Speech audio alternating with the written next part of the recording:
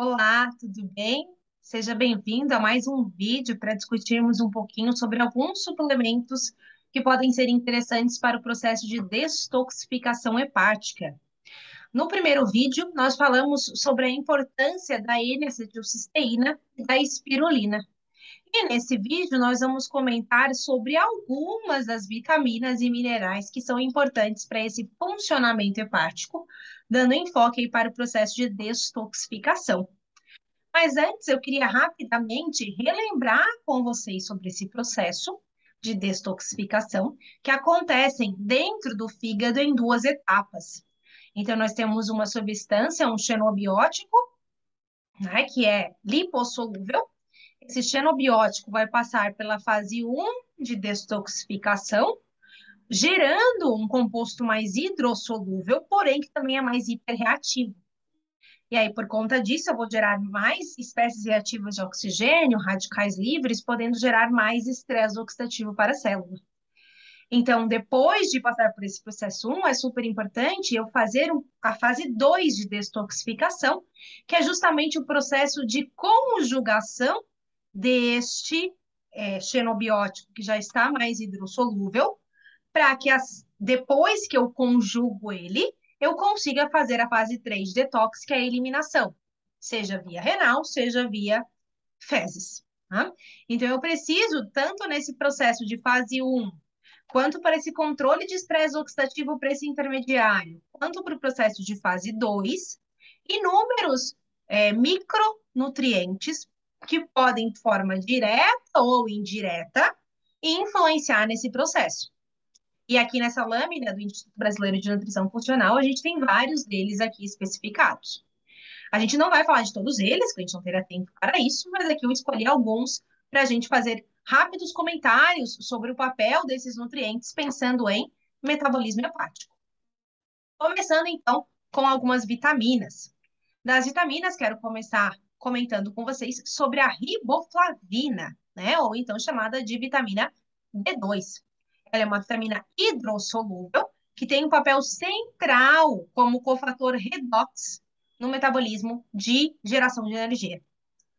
Nós podemos ter essa riboflavina na forma livre, ou então a gente também pode ter ela tanto nos alimentos quanto no nosso corpo, se formando, né, o que a gente chama de FMN, que é a flavina mononucleotídeo, ou FAD, a flavina adenina dinucleotídeo. A forma ativa da B2, que ela age dentro do meu corpo, é na forma ou de FMN ou de FAD. Porém, aqui a gente tem um papel bem importante a gente entender, que é o quê? Embora eu tenha essas três formas nos alimentos, o que eu absorvo é apenas a riboflavina livre. Então, não adianta você suplementar riboflavina na forma de FAD ou FMN, porque ela obrigatoriamente vai ter que ser hidrolisada no meu intestino, por enzimas que a gente chama de fosfatases, que vão quebrar esse FAD e FMN na forma de riboflavina livre. E aí você absorve essa riboflavina livre, e aí dentro do seu corpo você vai ter que transformar em FAD e FMN. Então não adianta, né? Vir farmácias, não, porque aqui, ó, você vai suplementar essa forma que já é ativa. Na B2, isso não adianta, porque a gente não absorve a forma ativa da B2. Então, a gente trabalha com a riboflavina livre, tá? Que é a forma que realmente eu vou absorver no intestino, tá? Pensando em funções dessa riboflavina, ela tem inúmeras funções por conta desse PAD e desse FMN. Aqui eu queria destacar algumas só delas, tá? Primeiro, né, a gente tem tanto o FAD quanto o FMN sendo importantes para os complexos lá da cadeia transportadora de elétrons, então para geração de energia, bem como para oxidação de ácidos graxos, né? Então, durante o processo, por exemplo, aí, onde você está tentando fazer o processo de emagrecimento, né? Para essa geração de energia vindo da gordura, dos lipídios, é super importante eu ter vitamina B2. Além disso, o FAD também é necessário para formar a forma ativa do ácido fólico. Então, quando eu penso em ácido fólico, né, a gente tem dentro desse ciclo do ácido fólico uma substância que a gente chama de 5,10-metiltetraidofolato. Esse 5,10-metiltetraidofolato vai ter que se transformar em 5-metiltetraidofolato, que é a forma ativa do ácido fólico. E aí, para fazer essa conversão, eu preciso da enzima metileno tetraidrofolato redutase, que é dependente de B2. Então, para formar o ácido fólico na forma ativa, para ele funcionar, eu preciso de B2. Tá? Essa B2 também é importante para formar a forma ativa da vitamina B6. Tá? O FMN, especificamente, ele é uma coenzima para a enzima piruvato, desculpa, para a enzima piridoxina fosfato oxidase, tá? Que é a enzima que vai tornar a vitamina B6 na sua forma ativa, que é a forma de piridoxal fosfato. Mas aqui eu queria dar destaque, tá? Para esta última enzima que eu sublinhei, tá? Que é a enzima glutationa redutase. A B2 é uma coenzima para a ação desta enzima, que vai, qual que é o papel desta enzima? É reduzir a glutationa. Meu Deus, Luana, que tanto nome esquisito, não entendi nada. Vamos lá. A gente já falou da glutationa na aula 1, né, e do papel do NAC para a formação dessa glutationa. Essa glutationa, quando ela vai agir lá na glutationa S-transferase, né, pensando em processo de detox, isso a gente já falou lá, essa glutationa também é importante para controlar estresse oxidativo. Por quê? Essa glutationa, quando ela está na forma reduzida, e entendam, quando a gente fala em substância reduzida, significa que ela está com elétron. Aqui na glutationa, mostrada aqui pelo desenho na parte de cima, GSH. Esse H sinaliza que está com elétron, porque o hidrogênio tem elétron dentro dele.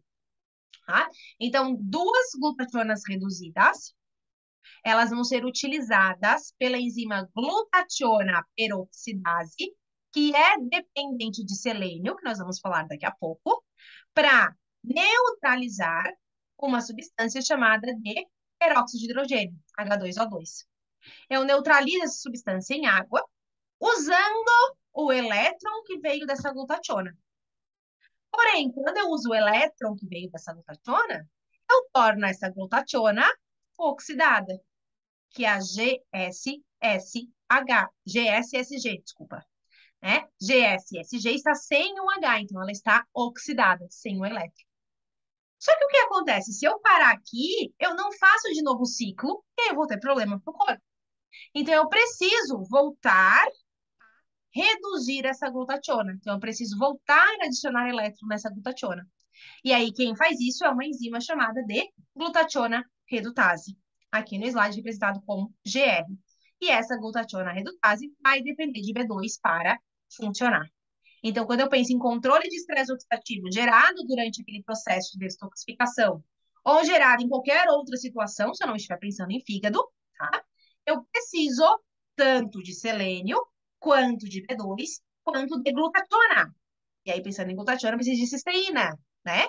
Que pode ser administrada na forma de NAC, tá? Além disso, a B2 também é importante para a própria metabolismo de fase 1 de detoxificação. A fase 1 de detox, né, a gente comentou lá no vídeo 1, que a maior parte das enzimas que fazem essa fase 1 são enzimas da família da citocromo P450. Essa família, gente, ela tem da família da citocromo P450, eu tenho mais de 43 subfamílias dentro da P450. E algumas dessas enzimas, não todas, dependem de FAD e algumas dependem de FMN. Então, eu preciso de B2 para algumas das enzimas da citocromo P450 e 1% é baixo, mas ele existe, né? 1% das enzimas que fazem processo, né, fase 1 de detoxificação, é enzimas que a gente chama de FMO, monoxigenases, contendo flavina, contendo B2. Então, a B2, além de ser importante para controlar o estresse oxidativo desse processo de detoxificação, ela também é importante para a fase 1 de detoxificação, para iniciar esse processo de detoxificação. E aí, por conta dessas ações, né, a B2 ela funciona para várias questões do meu corpo. Aqui, por exemplo, eu só trouxe, né, um outro exemplo que não é prático, mostrando esse controle de inflamação, de estresse oxidativo, melhorando a função de mitocôndria, Controlando os níveis de homocisteína. Falamos de homocisteína já no vídeo 1, né? Quando eu tenho um excesso dessa homocisteína, eu posso ter problemas, como alterações neurológicas, como alterações ósseas, como doença cardiovascular, né? E controlando também níveis de glutationa, trazendo aqui benefícios, por exemplo, para cérebro. Então, a gente tem muito estudo, por exemplo, com vitamina B2 para enxaqueca, para Parkinson, né? Para depressão, né? A gente tem um pouco menos, mas temos, né? E a deficiência de B2, embora ela não gere uma doença específica, ela pode trazer alguns sinais e sintomas. Então, fica aqui como dica de prática clínica, né? Pacientes que têm muito machucado em boca, né? Que a gente chama, seja de lesões de canto de boca, que a gente chama de estomatite angular, nos lábios, que a gente chama de queiloide, descamação da língua com a ponta da língua bem vermelha e dolorida, tá? Ou paciente que tem muita conjuntivite, isso são sinais, tá, de deficiência de B2, tá? Então, a gente tem que ficar atento que talvez a gente precisaria suplementar mais B2 nesses pacientes. Outra vitamina que, quando a gente pensa em controle de estresse oxidativo, ela é essencial, é a vitamina C. A vitamina C, a gente tem ela na forma reduzida, que a gente pode chamar de ascorbato ou ácido ascórbico, e na forma oxidada, a gente pode chamar de ácido deidroascórbico ou deidroascorbato. E essa vitamina C, gente, ela é super importante para o controle de estresse oxidativo. E aí a gente tem ciclos que controlam esse estresse oxidativo. Então, observem na figura. Quando a gente pensa, estou ocasionando algum estresse oxidativo. E aí a gente pode ter esse estresse oxidativo no meio lipossolúvel ou no meio hidrossolúvel. Então, vamos imaginar que você gerou um estresse oxidativo na membrana plasmática, no meio lipossolúvel. Quem combate estresse oxidativo e meio lipossolúvel é a vitamina E. Então, eu pego uma vitamina E que está reduzida, está com elétron, combato, neutralizo esse estresse oxidativo, porém, ao neutralizar esse estresse oxidativo, a vitamina E fica oxidada. E aí entra a minha querida vitamina C.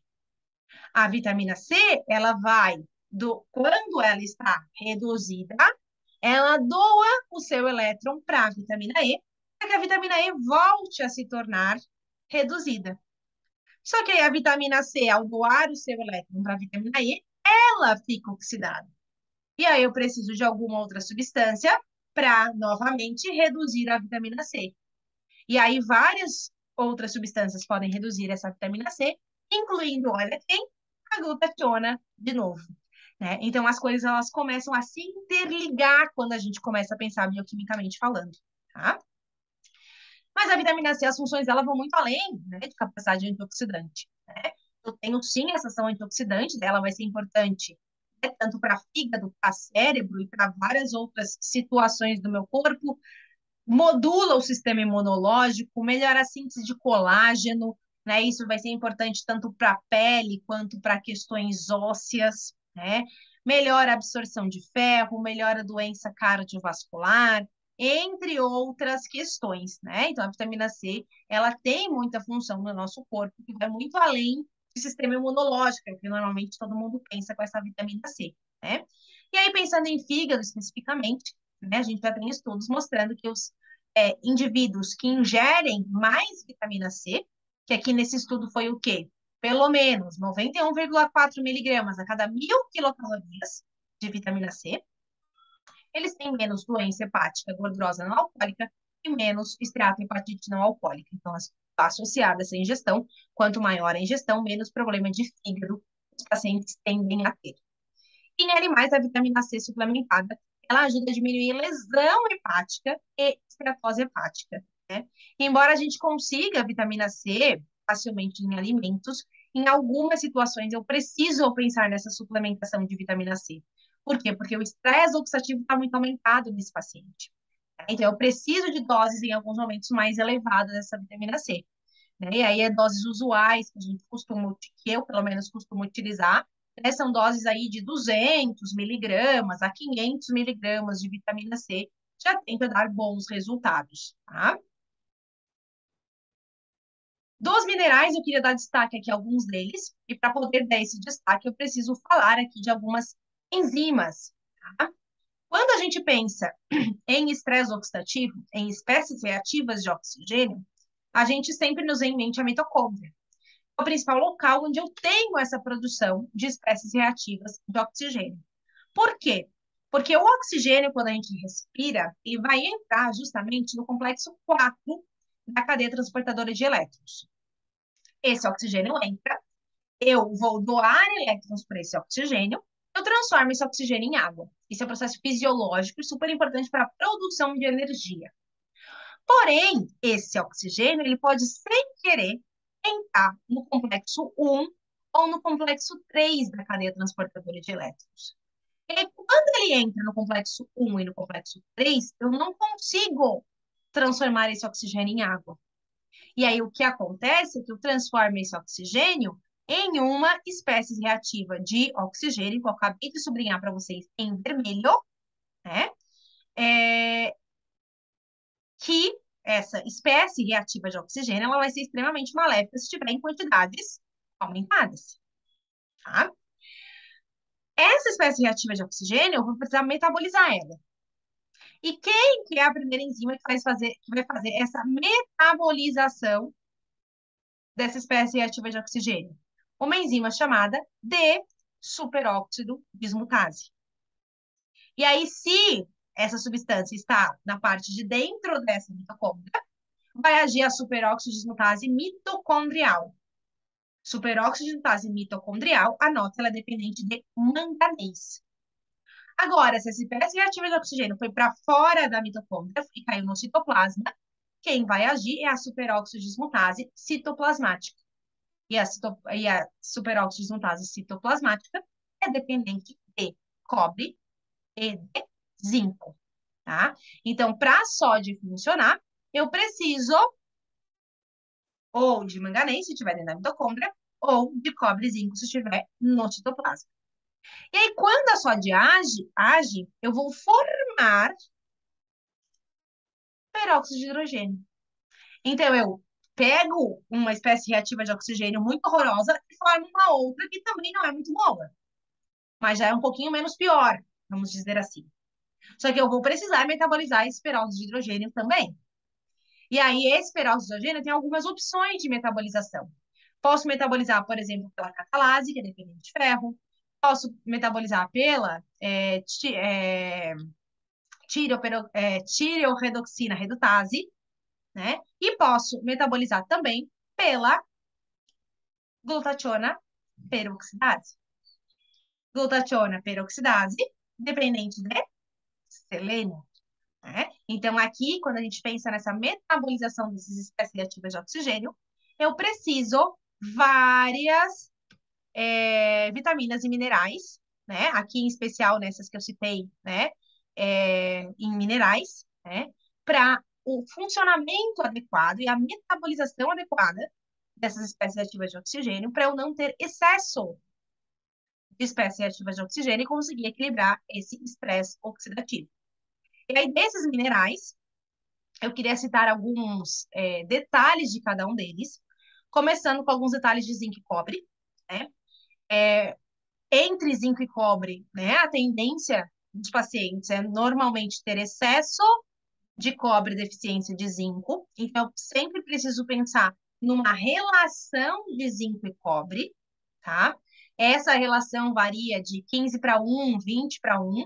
E aí, normalmente, como os indivíduos tendem a ter mais cobre do que zinco, eu às vezes prefiro manter essa relação um pouquinho mais aumentada, ali, por exemplo, perto de 20 para 1, tá?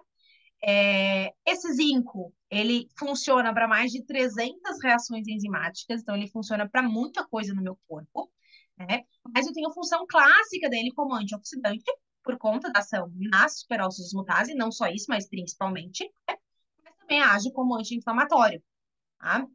Baixos níveis de zinco também são observados em pacientes com problema hepático, né? Outra dica clínica que eu sempre gosto de avaliar, né, são as unhas dos pacientes. E normalmente, quando elas têm esses risquinhos brancos, que a gente chama de leuconíquias, que aparecem aí na figura para vocês, é comum que esses risquinhos brancos sejam por deficiência de zinco. Pode ser também por deficiência de selênio, mas o mais comum é por deficiência de zinco, tá? Quando eu penso em suplementação desse zinco e cobre, pensando em equilíbrio desse estresse oxidativo, né? Eu preciso pensar nessa suplementação na forma quelada. Minerais na forma quelada são mais biodisponíveis, porque eles não competem entre si. Então, se eu tenho que pensar em zinco e cobre em relação entre os dois, se eu der os dois na forma inorgânica ou na forma orgânica, eles vão disputar entre eles para processo absortivo. E aí a relação que deveria existir já pode ficar prejudicada. Então, é bem importante a gente trabalhar com esses minerais na forma quelada, porque eles vão ser absorvidos via transportador de aminoácidos.